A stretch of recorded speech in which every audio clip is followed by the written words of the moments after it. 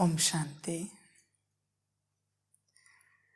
अव्यक्तवाणी 16 जून 1969। बड़े से बड़ा त्याग, अवगुणों का त्याग।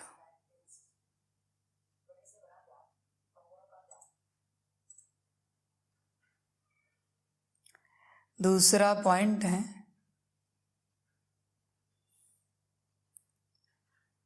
अच्छा आज तो खास कुमारियों के प्रति ही आए हैं।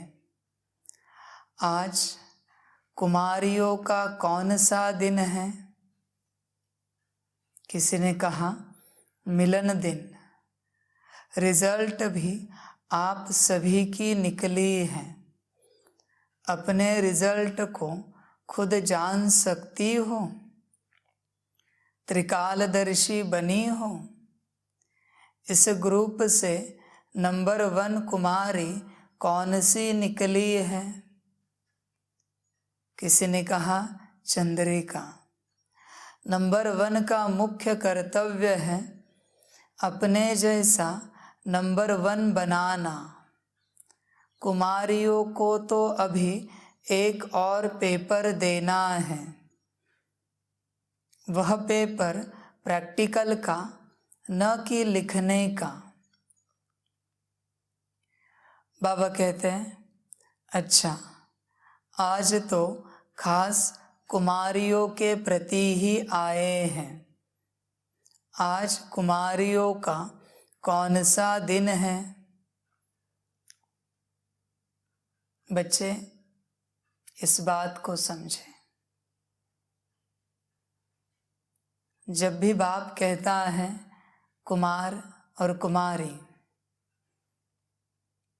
यह शब्द सुनते ही अगर आप आत्मिक स्थिति छोड़कर देह भान में आ जाते हो कि मैं कुमार हूं या मैं कुमारी हूं, तो दुर्भाग्य की बात है। हर आत्मा कुमार है, हर आत्मा कुमारी है। समझ की बात है। ऐसे बच्चे कभी ना समझें कि आज कुमारों का या कुमारियों का दिन है, माना हमारा दिन है। कुमार कुमारी भी तो शरीर से होता है ना। तो देह भान में कभी नहीं आना कि आज बाबा हमारे लिए कुछ बात कहने जा रहा है। गलत फहमी है। सदा आत्मिक स्थिति में रहना, देह भान में कभी नहीं आना। फिर अधर कुमार या अधर कुमारी हो, जो भी हो, है तो सभी बच्चे ना, आत्मा ना। तो कभी भी इन शब्दों में अटकना नहीं है। शब्दों से जो छूटा वही संसार से छूटा। शब्दों में जो फंसा वो संसार में फंसा। वो एक बिलीफ सिस्टम है, पुरानी पढ़ाई है शब्दों की। बाबा तो साइलेंस सिखा रहा है। तुम्हें यह ज्ञात किया गया है कि यह स्तुति है, यह निंदा है, यह मान सम्मान है, यह अपमान है। यह शब्दों का खेल है। तुम बच्चे अभी भी उन शब्दों में अटके हो। उन शब्दों से ऊपर उठो। अगर शब्दों में अटकना है तो है ना आत्मा, परमात्मा, ड्रामा, बस हो गया। और क्या चाहिए? बस हो गई पढ़ाई। शब्दों से बाहर निकलिए, शब्दों में नहीं फंसना है। शब्द बॉडी कॉन्शियसनेस में लेके आते हैं, शब्दों में नहीं अटकिए। तुम अपनी चेकिंग करो। इस दुनिया के शब्द कहीं तुम्हारे ऊपर प्रभाव तो नहीं डालते? अपनी चेकिंग करो। किसी ने तुम्हें कहा है, सिखाया है, और तुम सीखे हो कि फलाने शब्दों को गाली कहा जाता है, और जब कोई उच्चारण करता है तुम्हारे सामने तुम्हें बुरा लगता है। उस बिलीफ सिस्टम से बाहर निकलो। शायद उन्हीं शब्दों का अर्थ किसी और भाषा में कुछ और होता हो, किसी और कंट्री में, किसी और रिलीजन में कुछ और होता हो, पर तुम किस में अटके हो? बिलीफ सिस्टम में। तुम्हें जो लगता है कि इन शब्दों का अर्थ बुरा है, शायद कहीं और देश में उसका अर्थ बहुत ऊंचा हो, बहुत श्रेष्ठ हो। तुम सत्य क्या जानते हो? इसलिए शब्दों से बाहर आओ। जब तक शब्दों से बाहर नहीं आते, तब तक ज्ञान समझ में नहीं आएगा। आत्मिक स्थिति में आना संभव नहीं है। शब्द मन कौन से? संसारी शब्द।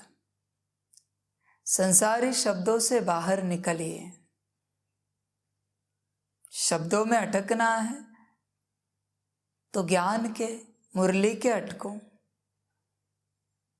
संसार के शब्दों में क्यों अटकना?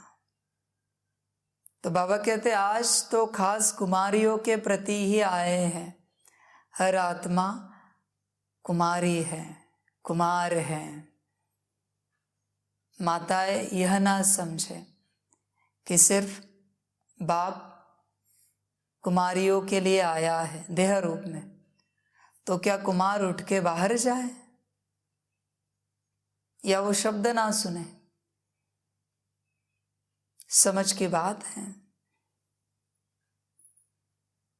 वापिस कहते हर आत्मा कुमार कुमारी है। आज कुमारियों का कौन सा दिन है? आत्माओं का। किसी ने कहा मिलन दिन। रिजल्ट भी आप सभी की निकली है। अपने रिजल्ट को खुद जान सकती हो? त्रिकालदर्शी बनी हो? बाबा पूछ रहे आत्मा से, त्रिकालदर्शी बने हो? भूत वर्तमान भविष्य जानते हो? पता है? चेक करो। त्रिकालदर्शी बनना बहुत आवश्यक है। त्रिकालदर्शी माना क्या? चक्र में त्रिकालदर्शीपना आ जाता है। सतयुग त्रेता द्वापर कली से पार्ट बजाते पास्ट से संगम युग में वर्तमान में है, और संगम में भरपूर होकर भविष्य में जाएंगे सतयुग में परम धाम होकर। यह हुई त्रिकालदर्शी पने की स्टेज। भूत को समझा कि इतने विकर्मों को विनाश करना है। 63 जन्मों में हमने इतने विकर्म किए हैं, और उन विकर्मों को विनाश करने का उपाय एक ही है, बाप की याद। और अभी वर्तमान में उस याद में बैठना है और विकर्मों को विनाश करके भविष्य में ऊंच पद लेना है। हो गई त्रिकालदर्शी पने की अवस्था, स्टेज। तीनों कालों को सदा स्मृति में रखो तुम कौन थे। बाप ने तुम्हें उठाया और बाप तुम्हें क्या बना रहा है, ध्यान में रखो। जब बच्चे ध्यान में रखते हैं कि हम क्या थे, तुम्हारे गीत है ना, उसमें बोल है ना, उठा के धूलिकण को मस्तक से ऐसे लगाया, चमकने लगे सितारों के जैसे। बाबा कहते हैं जो आत्मा सदैव स्मृति में रहती है कि हम धूलिकण थे, तो धूल परमात्मा से क्या बात कहे, क्या पूछे, क्या राय ले, बस चले। क्या पूछना है? तुम गाते तो हो पर स्वरूप में नहीं आते हो। तुम्हारे बोल है, मैंने नहीं कहा तुम्हें कि तुम धूलिकण हो, पर तुम्हारे खुद के भक्ति के बोल है। वो भी इसलिए बोले गए हैं ताकि नम्रता रहे, अहंकार ना आए। धूलिकण कोई है नहीं, आत्मा तो श्रेष्ठ है, पर अहंकार ना आए इसलिए बोले गए हैं। तो अगर स्मृति में रहे कि हम यह है, तो अहंकार कभी नहीं आएगा। किस बात का अहंकार? बाप मिला है, इससे बड़ी प्राप्ति क्या होगी? समझ की बात होती है। किसी को 3 दिन से 4 दिन से भोजन नहीं मिला है, और अगर भोजन मिले तो उस भोजन को लेकर अहंकार या विपरीत अशुद्ध भावना, ये भोजन ठीक नहीं है, इसमें नमक नहीं है, या ऐसा क्यों है, ये तड़का ऐसे क्यों लगाया, ये रोटी ऐसे क्यों सेकी, ऐसे नहीं आनी चाहिए, वरना वो भोजन और दूर हो जाता है। अगर तुम्हें कदर नहीं है, समझ के बात है, तो दूर हो जाता है।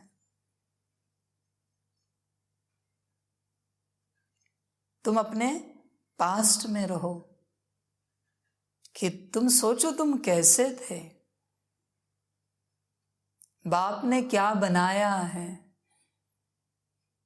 क्या सौभाग्य दिया है तुम्हें, कितनी प्राप्तियां दी है, तुम्हें स्वयं का ज्ञान दिया है, परमात्मा का बाप का ज्ञान दिया है, ड्रामा का ज्ञान दिया है, चक्र का ज्ञान दिया है, त्रिकाल त्रिलोक सबका ज्ञान दिया है। इससे बड़ी प्राप्ति क्या होगी? और बाप बता भी रहा है कि आने वाले समय में हम अपने श्रेष्ठ राज्य में चलेंगे। इससे बड़ी प्राप्ति क्या हो सकती है? जो बच्चे भूल जाते हैं कि बाप ने कुछ नहीं दिया, बच्चे वही, बाप के सच्चे बच्चे वही जो बाप मिलने के बाद कभी कोई इच्छा प्रकट ना करे, बाप के सामने कोई संकल्प ना रखे, बस चलते रहे, वही सच्चे बच्चे। बाकी बहुत है जो लौकिक इच्छाएं रखेंगे, नहीं तो अलौकिक इच्छाएं रखेंगे, ज्ञान योग धारणा सेवा की, वरना पारलौकिक इच्छाएं रखेंगे कि सूक्ष्म वतन का अनुभव हो, हम ब्रह्मा बाबा से बाप दादा से बात करें सूक्ष्म वतन में, हमें शिव बाबा दिखे परम धाम में। ये सब इच्छाएं हैं। मम्मा को कभी साक्षात्कार हुआ? रखी कोई इच्छा? जैसे बाप चलाए। तुम ही गाते हो ना, हुक्मी हुक्म चला रहा है मम्मा के लिए। क्या अपने लिए नहीं गा सकते कि हुक्मी हुक्म चला रहा है? बस जीवन भर मम्मा के लिए ही गाना है, अपने लिए कब लगाएंगे कि हुक्मी हुक्म चला रहा है? ब्रह्मा बाप समान कब गाएंगे? तुम्ही संग बैठो, तुम्ही संग खाओ। अपने लिए। समझ की बात है। ऐसे तो नहीं है ना आपके जीवन में? हुक्मी हुक्म चला रहे हैं बाप पर। चेक करना। अगर आदत हो तो निकाल देना। बाप पर कभी हुक्म नहीं चलाना। न साकार, न आकार, न निराकार। कभी किसी के ऊपर हुक्म नहीं चलाना कि बाप कैसा है आप देखो। कितना नम्र रहता है बच्चों के सामने कि तुम ऊंचे हो।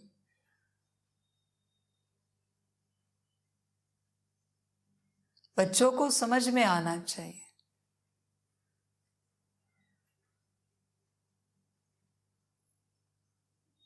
चेक करो, कहीं आप संकल्प तो नहीं उठाते योग में कि बाबा मेरा फलाना अलौकिक अलौकिक पारलौकिक कार्य पूरा करके दो। ये हुआ हुक्म चलाना बाप पर। कितने भी दुख आए, कितनी भी समस्याएं आए, बाप की याद में रहो। समाधान क्यों चाहते हो समस्या का? बाप की याद में रहो। जब बाप की मर्जी होगी, ड्रामा की मर्जी होगी, समस्या चली जाएगी, वरना जीवन भर रहेगी। यही समझना कि यही बाप की मर्जी है कि समस्या ऐसी ही रहे जीवन भर। तुम समाधान क्यों चाहते हो? तुम बाप की याद में रहो। बाकी बाप जाने समाधान देना है या नहीं देना है। तुम्हें अखंड बाप की याद में रहना है, कंबाइंड स्वरूप में। समझ की बात है बच्चों के लिए। इसलिए ध्यान दो, पास्ट कैसा था, वर्तमान बाप ने कैसे बनाया और भविष्य क्या बना रहा है। समझें। जो बच्चे बाप के सामने सदा चुप रहते हैं, उन चुप रहने वाले बच्चों को ही बाप बहुत कुछ देता है। उछलने वाले को नहीं देता। समझ की बात है। बच्चों का जो डब्बा होता है ना छोटा, जिसमें पैसे डालते हैं, 2-4 कॉइन हो ना तो बच्चे डब्बा बजाते रहते हैं। ऐसी बात है। चुप रहने वालों का डब्बा बाप भर के रखता है सदा। वो इतना फुल भरा हुआ है कि तुम उठाकर बजाना भी चाहो फिर भी उसमें कॉइन को हिलने के लिए जगह नहीं है, माना भाग्य को बजने के लिए जगह नहीं। इतना बाप ने फुल भरा है, तुम दिखा ही नहीं सकते किसी को तुम्हारा भाग्य। इतना बाबा भरपूर करता है चुप रहने वालों को। इसलिए बाप के सामने सवाल नहीं पूछा जाता। जब समय आएगा बाप समय अनुसार हर ज्ञान देगा, और सवाल पूछकर समय से पहले तुम जो लोगे धारण नहीं कर पाओगे, वो तुम्हारे काम नहीं आएगा। अभी इस घड़ी तुम्हें जो श्रीमत मिली है उस पर तुम चलो। तुम्हारी स्थिति अनुसार अगली घड़ी जो मिलनी होगी मिलेगी, और नहीं मिलनी होगी तो तुम जो मिली है उस पर चलते रहो। समय से पहले ज्ञान नहीं लो।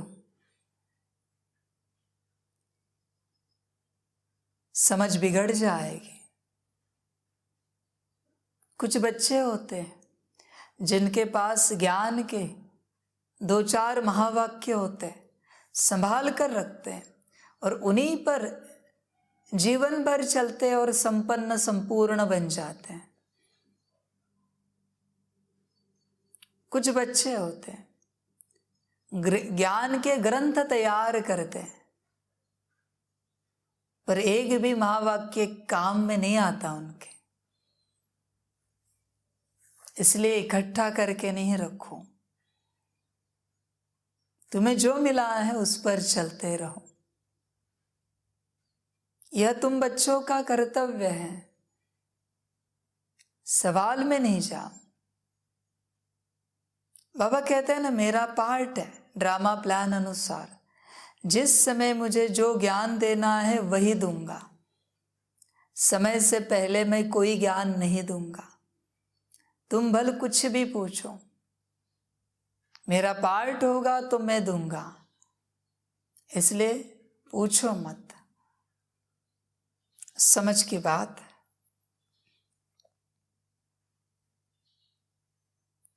तो बाबा कहते हैं त्रिकालदर्शी बने हो, तुम्हें समझ है क्या थे, क्या है और क्या बनेंगे, चेक करना। बड़ा श्रेष्ठ भाग्य बाप दे रहा है। इस ग्रुप से नंबर 1 कुमारी कौन सी निकली है? किसी ने कहा चंद्रिका। नंबर 1 का मुख्य कर्तव्य है अपने जैसा नंबर 1 बनाना। जिनको ज्ञान मिला है वो दूसरों को ज्ञान देते चले, जितना मिला है। मिलने का अर्थ क्या है? सुनने को मिलना नहीं कहते। जो ज्ञान तुमने धारण किया है वही ज्ञान तुम दूसरों को दे सकते हो। बिना धारणा के जो ज्ञान तुम दूसरों को दोगे वो सब व्यर्थ माना जाएगा, क्योंकि खुद तुमने उसकी धारणा नहीं की है। जब तक तुम आत्मिक स्थिति में नहीं हो, दूसरों को आत्मा की चर्चा नहीं सिखाना, नहीं बताना, व्यर्थ है वो, क्योंकि खुद तुमने धारण नहीं किया है। जब तक तुम खुद योग नहीं करते तब तक दूसरों को योग के बारे में कहना व्यर्थ है। हाँ, अगर यही ज्ञान तुम बाबा के नाम से कहते हो कि बाबा मुरली में यह कहता है तो बात अलग है। पर तुम अपने नाम से कहते हो दूसरों को कि सभी को आत्मिक स्थिति में आना चाहिए, योग करना चाहिए, तो व्यर्थ है। समझ की बात है बच्चों के लिए। इसलिए आपके अंदर कितना ज्ञान धारण हुआ है चेक करना, चेक करना। अभी तक ज्ञान में आने के बाद वहां से तुमने कितनी ज्ञान की धारणा की है चेक करना। स्थूल धारणा मत बताना, ब्रह्मचर्य, नॉनवेज, प्याज लहसुन, सफेद वस्त्र, अमृत वेला। बाहरी धारणा मत बताना। तुम कितना शांत स्वरूप बने हो, तुम कितना प्रेम स्वरूप स्नेह स्वरूप बने हो, तुम्हारी जीवन कितनी सुखी बनी है, आनंदमय बनी है, तुम कितना खुशी में मौज में रहते हो, तुमने अपने आप को कितना पाया है, परमात्मा को कितना पाया है, समझा है, सृष्टि चक्र को कितना समझा है, ये बताओ। बाहरी बातें मत बताओ। बच्चे जब भी बाप पूछता है तो बाहरी बातें बताते हैं। बाहरी बातों से हम क्या करेंगे? हम तो सब अंदरूनी सिखाने आए हैं।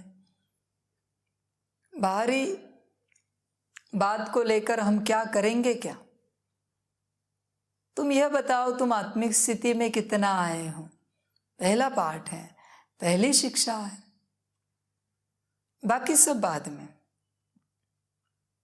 तुम सभी से आत्मा रूप में कितना व्यवहार करते हो? तुम विकारों से कितना मुक्त हुए हो? अंदरूनी बताओ।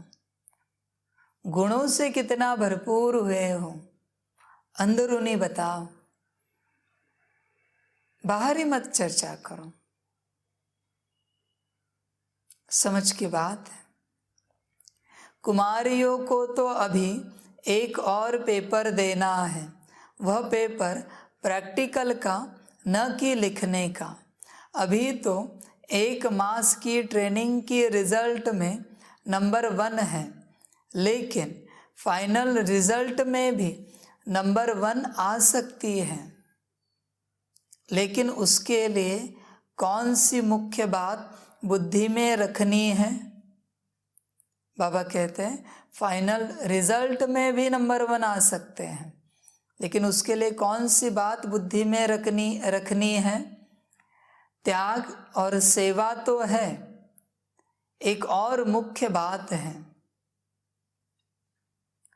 सभी से बड़ा बलिदान कौन सा है और सभी से बड़ा त्याग कौन सा है? दूसरों के अवगुणों को त्याग करना, यह है बड़ा त्याग। देखिए, त्याग और सेवा तो है। बाबा कहते हैं त्याग और सेवा। त्याग और सेवा के बिना आध्यात्मिक राह नहीं बनती। समझ की बात है। आध्यात्मिक राह इन 2 गुणों से बनती है, त्याग और सेवा। अगर आपके अंदर त्याग का गुण है और सेवा का गुण है तो आप आध्यात्मिक बन सकते हो। त्याग माना हर प्रकार का त्याग। त्याग करेंगे तभी तो सेवा करेंगे। समझ की बात है। विज्ञान वाले भी आपके लिए त्याग कर रहे हैं, दिन रात। नींद का त्याग, भोजन का त्याग, अपने परिवार का त्याग, माना दूर रहना परिवार से, हर बात का त्याग कर रहे हैं विज्ञान वाले। इसलिए आज आप सुख में हो। रात दिन प्रयोगशाला में बैठकर प्रयोग करते हैं। किसके लिए? मानवता की सुख के लिए, सारी दुनिया की सुख के लिए।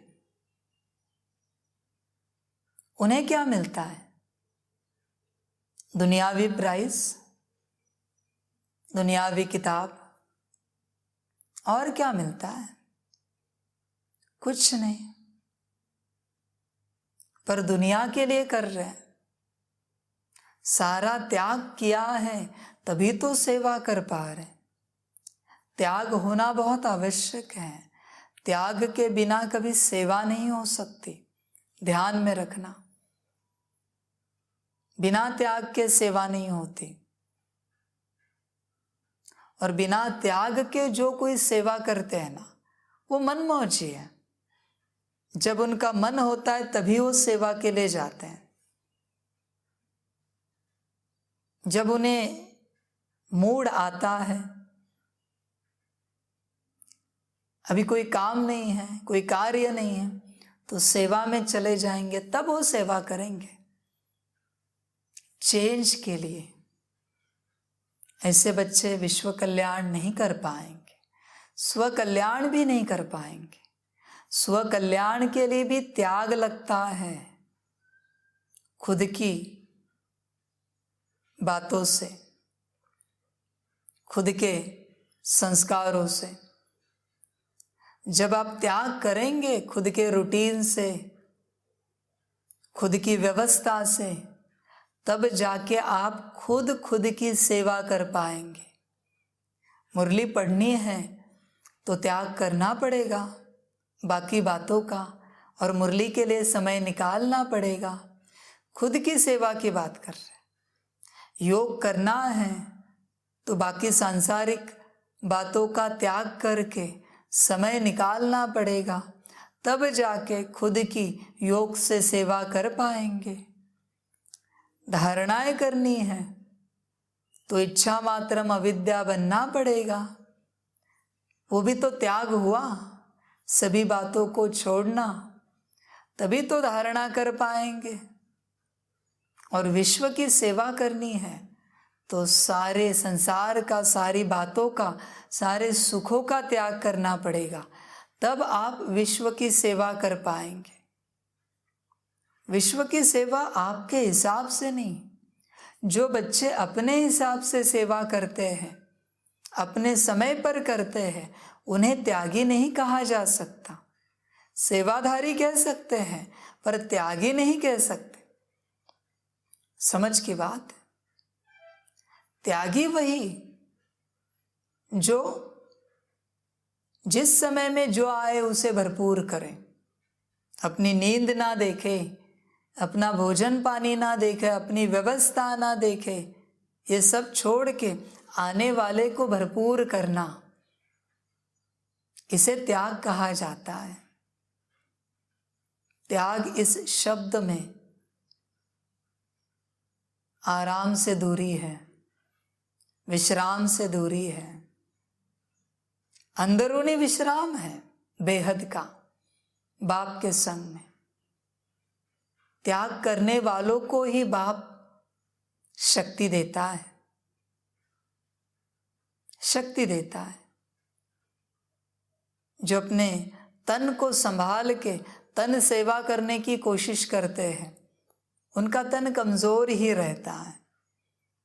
तन की परवाह न करते तन सेवा करते हैं, उनके तन की स्वस्थता बाप देता है, और उनके तन के सारे कार्मिक अकाउंट बाप नष्ट करता है,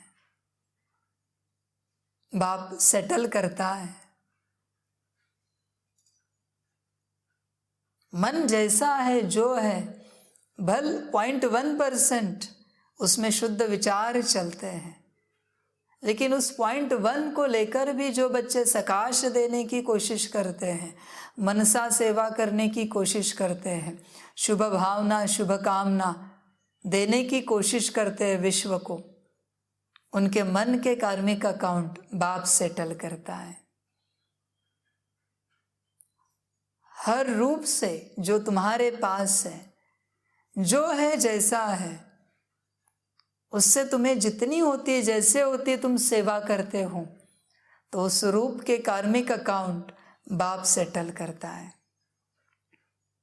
पर जो संभल कर करते हैं, बाप उन्हें कहता है योग करो, आत्मा समझकर बाप को याद करो 8 घंटा। जिन्होंने अपने को संभला नहीं है, मना उन्होंने अपने आप को समर्पण कर दिया, तेरा तू जाने, सब तेरा। समझ की बात है बच्चों के लिए। इसलिए त्याग के बिना सेवा नहीं होती। आपके अंदर अगर गुण है तो आप इस मार्ग पर रुकना, वरना बड़ी कठिनाई होगी इस मार्ग पर चलने के लिए। अगर आपके अंदर त्याग की भावना नहीं है तो। कोई सामने प्यासा है, तुम भी प्यासे हो, तुम्हारे हाथ में पानी है, लेकिन पहले पानी उसको देना, फिर बचा हुआ तुम पीना। ये त्याग है। पहले सामने वाले की भूख मिटाना अन्न के रूप में, फिर तुम भोजन करना। त्याग की भावना है ये। समझ की बात है। पहले आत्माओं को शांत करना सकाश देके, फिर चैन की नींद में सोना बाप की याद में। यह त्याग है। पहले आत्माओं को मुक्ति देना भटकने वाली, सकाश देके मुक्त भव के वरदान से, मास्टर सर्वशक्तिवान मास्टर रचयिता के वरदान से, फिर चैन से बाप की गोदी में सोना। यह त्याग है। पहले आप, इसे त्याग कहा जाता है। अभी बाबा कहते हैं त्याग और सेवा तो मुख्य बात है, लेकिन सबसे बड़ा बलिदान कौन सा है? दूसरों के अवगुणों का त्याग करना। यह है बड़ा त्याग। दूसरों के अवगुणों का, किसी में अवगुण ना देखना, दिखे तो भी ना दिखना, दिखे तो भी ना देखना। रावण का भी नाम आए तो भी पहले याद आए महाज्ञानी महापंडित महाशिव भक्त, बाकी ना याद आए। बाकी तो उसका पार्ट था, उसका ड्रामा था। इस दुनिया में हर आत्मा में सद्गुण है, कम से कम है, लेकिन है। वो आत्मा है, इससे बड़ा सद्गुण क्या हो सकता है? आत्मा है मना श्रेष्ठ रचना है बाप की। बच्चे बाप के, बस इतना भी याद रहे कि हर बच्चा बाप का बच्चा है, परमात्मा का बच्चा है, ईश्वर भगवान का बच्चा है। तो भी गुण देखा, अवगुण आया ही नहीं। अवगुण नहीं देखो। और अगर आपके अंदर कोई देखता है, आपके अंदर, तो मुबारक हो आपको। क्यों? इस साइंस को, इस ड्रामा के प्रिंसिपल को समझिए। इस कलयुग में जब भी कोई किसी के अंदर अवगुण देखता है, तो उसका अवगुण जल्दी देखने वाले के अंदर आ जाता है। इसलिए आपके अंदर अगर किसी को अवगुण दिखे तो खुश हो जाना, बुरा नहीं मानना। अगर किसी ने अवगुणी बोला आपको तो खुश हो जाना, और वहां भी बाप को याद करना। जब भी कोई अवगुण देखे, बाप को क्यों याद करना? इसलिए कि आपके अंदर का अवगुण उसमें ना जाए, वो बाप में जाकर नष्ट हो जाए। इसलिए बाप को याद करना। किसी ने अगर आपके अवगुण जाहिर किए, उससे बड़ी खुशी क्या होगी आपके लिए? झूठे सद्गुण तो सभी जाहिर करते हैं, झूठे जो होते नहीं, पर लोग एक दूसरे की तारीफ करते हैं। पर अगर अवगुण बताए तो बड़ी खुशी होगी, बड़ा अच्छा लगेगा।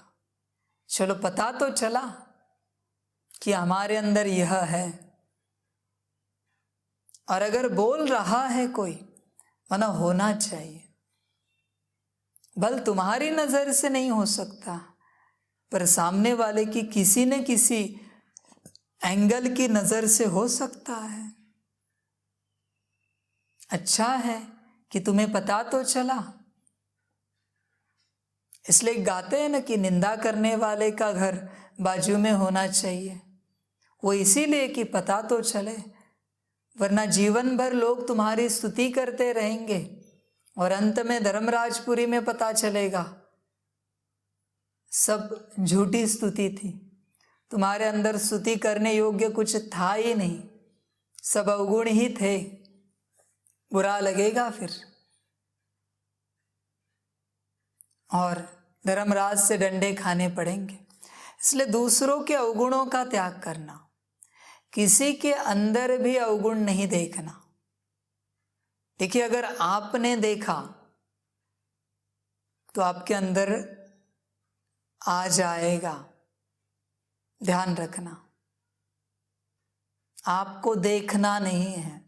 हर आत्मा को बाप की संतान के रूप में देखना है, भले वो ज्ञान में है या नहीं है, उससे कोई लेना देना नहीं है। हर आत्मा को ईश्वर की श्रेष्ठ रचना के रूप में ही देखना है। वर्णन तो कभी नहीं करना किसी के अवगुण। अगर मुख से वर्णन किए कि वो फिक्स हो जाते हैं आपके अंदर। ध्यान रखना, ये ड्रामा का प्रिंसिपल है, तत्व है। इस तत्व से ड्रामा चलता है। अगर आपने किसी के अवगुणों की चर्चा की मन में या मुख में, अपने से या किसी और से चर्चा, अवगुण फिक्स हो जाएगा, देखना ही नहीं है। सद्गुण का चश्मा लगाओ, उसी से देखो तुम हर किसी को। बाप समान दृष्टि से देखो, अवगुण नहीं दिखेंगे, अहोगुण दिखेंगे। अहो मना बहुत ज्यादा, बहुत सारे। अहोगुण, अहो परम भाग्य कहते हैं ना, वैसे अहोगुण। अहोगुण की दृष्टि, बाप समान दृष्टि से देखो। तो बाबा कहते हैं दूसरों के अवगुणों का त्याग करना, यह है बड़ा त्याग। बड़ा त्याग। सांप को कभी काटने वाला नहीं देखना, सांप को हमेशा शंकर के गले का हार देखना। काटने वाला क्यों देखें? तुमने अगर काटने वाले के रूप में देखा तो वो जरूर काटेगा, लेकिन शंकर के गले का हार, विष्णु की शैया देखा तो तुम शंकर या विष्णु बन जाओगे। तपस्वी, स्वराज्य अधिकारी, ऐसे बन जाओगे।